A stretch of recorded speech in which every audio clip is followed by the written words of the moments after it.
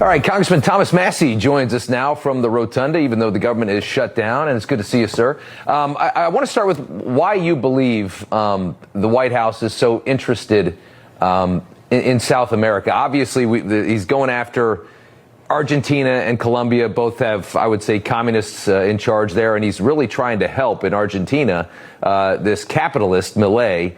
And kind of help prop him up as he does the heavy work of trying to rid the stink of socialism in his own nation. But it's not very America first, right? So why do you think they're so engaged in this in South America?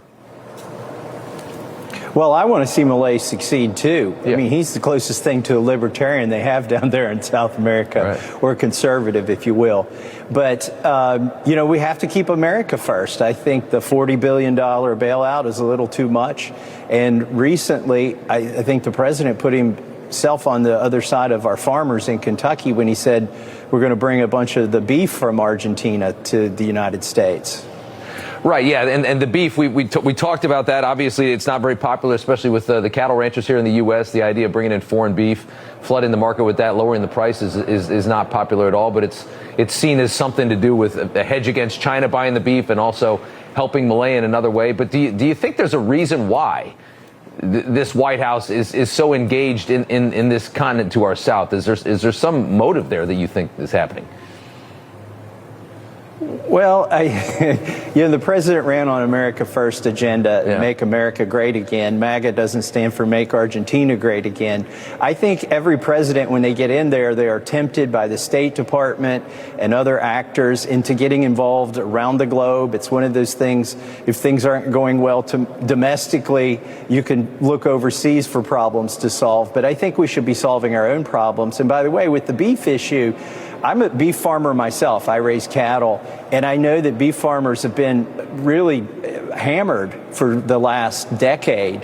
And the solution that the president's proposing for Argentina is actually not a good solution for Americans.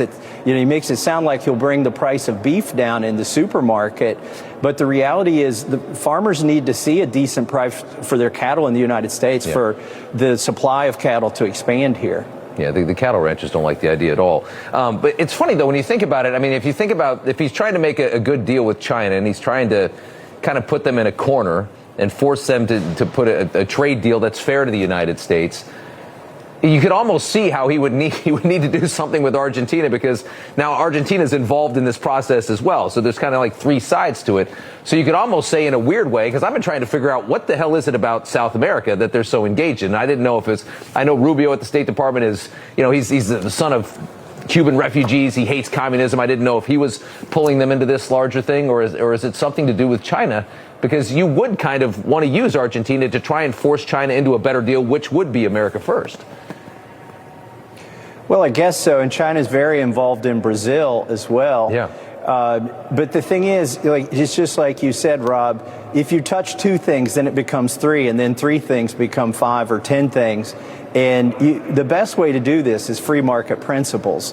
We're not going to beat the Chinese at their own game by manipulating currency or trying to tariff things out of existence. We need to let the free market work here. And, so I would say bring back country of origin labels, for instance. And I'm not against a free market importing, yeah, beef from Argentina, but let people know when it gets here where it's coming from, and certainly don't subsidize it. Yeah, yeah. I like you. I like your independent thought process. I like the way you think in Congress. There's not many of you out there. The president doesn't like you. You have a new primary challenger for 2026. His name is Ed Galrain. He's entered the race today after the president urged him to do so, and wrote that he called you a rhino that says you make life easy for the radical left, and Galrain has his complete and total endorsement. What's your reaction to that? Well, my reaction is this. Ed Galrain lost his state Senate race here most recently, so he's a failed candidate. And the other thing is he's donated to Lindsey Graham and Mitch McConnell. He's not really a conservative, so don't believe that. I think the president's beef with me is that I'm too conservative. Yeah. And I don't think my constituents believe that. They want somebody who comes up here and votes their principles. I've been voting the same way for 13 years, regardless of who's president. I vote for less spending. I vote for less regulations. And sometimes that gets you in trouble up here. Yeah. Yeah, no, I mean, you and Rand Paul both pissed the president off, but I wouldn't call you a rhino. That's not the appropriate, he's pissed, but that's not the right, that's not the right label, I guess. No, and in fact, I had lunch with Rand today in his office. We're two of the few people up here trying to work right now. And Rand's the same way, and we're both from Kentucky. That's what people from Kentucky appreciate. They want folks who'll come up here and fight for them, not join some caucus, and not always be a rubber stamp for any party or any president. Yeah, understood. Congressman Massie, good to have you on. Thanks so much. Thanks, Rob.